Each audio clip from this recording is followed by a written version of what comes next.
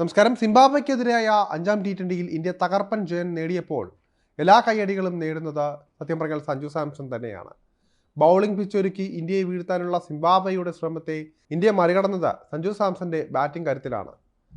40 റൺസിന് 3 വിക്കറ്റ് എന്ന നിലയിൽ കൂപ്പുകുത്തിയ ഇന്ത്യയെ അർദ്ധ സെഞ്ചുറി പ്രകടനത്തോടെയാണ് സഞ്ജു കരകയറ്റിയത്. 45 പന്ത് നേരിട്ട 1 4ഉം 4 6ഉം ഉൾപ്പെടെ തന്റെ കരുത്ത് തെളിയിച്ചാണ് സഞ്ജു മടങ്ങിയത്. ആദ്യ 2 മത്സരവും കളിക്കാതിരുന്ന സഞ്ജുവിന് മൂന്നാമത്തെ മത്സരമായപ്പോൾ കളിക്കാൻ കിട്ടിയത് വെറും 7 പന്തായിരുന്നു. 4ാമത്തെ മത്സരത്തിൽ ബാറ്റിംഗ് അവസരം ലഭിച്ചതുമില്ല. ഇപ്പോഴിതാ 5ാം മത്സരത്തിൽ 4ാം നമ്പറിൽ അവസരം ലഭിച്ചപ്പോൾ സഞ്ജു കസറുകയായിരുന്നു. മത്സരത്തിൽ സഞ്ജു സാംസൺ പറത്തിയ 110 മീറ്റർ 6 ആണ് ഇപ്പോൾ ചർച്ചാ വിഷയമായി മാറിയിരിക്കുന്നത്. സമൂഹ മാധ്യമങ്ങളിലെല്ലാം തന്നെ സഞ്ജുവിനെ പുകഴ്ത്തി ഈ ഒരു 6ന്റെ മേന്മ അറിയിച്ച ഒരുപാട് പോസ്റ്റുകൾ വരുന്നുണ്ട്. ബാറ്റ് ചെയ്യാൻ ദുഷ്കരമായ പിച്ചിൽ ഇന്ത്യയുടെ മറ്റ് ബാറ്റർമാരെ എല്ലാം പ്രയാസപ്പെടുത്തിയ പിച്ചിലാണ് ഈ സഞ്ജുവിൻ്റെ ഈ ഒരു വമ്പൻ 6 എന്നതും ശ്രദ്ധിക്കേണ്ട ഒരു കാര്യമാണ്.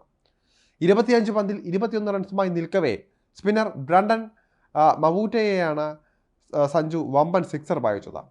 ക്ഷമയോടെ ഇന്നിങ്സ് കെട്ടിപ്പടുത്ത മധ്യനിരയിലും തനിക്ക് മികവ് കാട്ടാൻ സാധിക്കുമെന്നാണ് സഞ്ജു ഇവിടെ തെളിയിച്ചിരിക്കുന്നത്.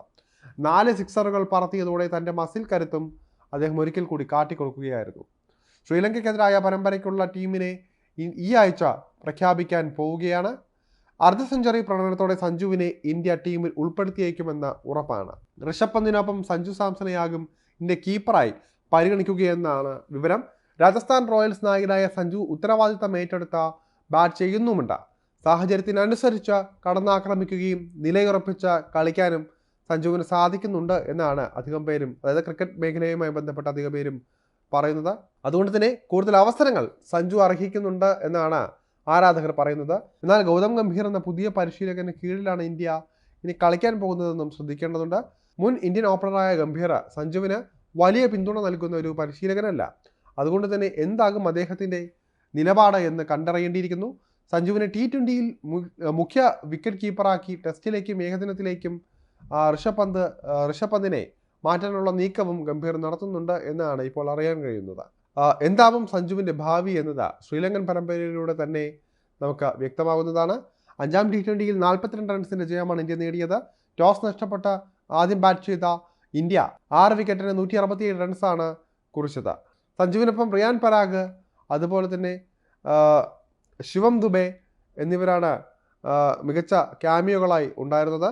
യശസ്വി ജയ്സ്വാൾ 2 6 പറത്തി തുടക്കത്തിലേക്ക് ഞെട്ടിച്ചെങ്കിലും 12 റൺസ് എടുത്ത് പുറത്താവുകയായിരുന്നു.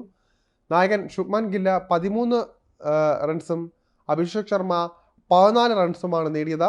മറുപടിക്കിറങ്ങിയ സിംബാബ്വെയെ 18.3 ഓവറിൽ 125 റൺസിൽ ഇന്ത്യ കൂടാരം കയറ്റി വിടുകയായിരുന്നു.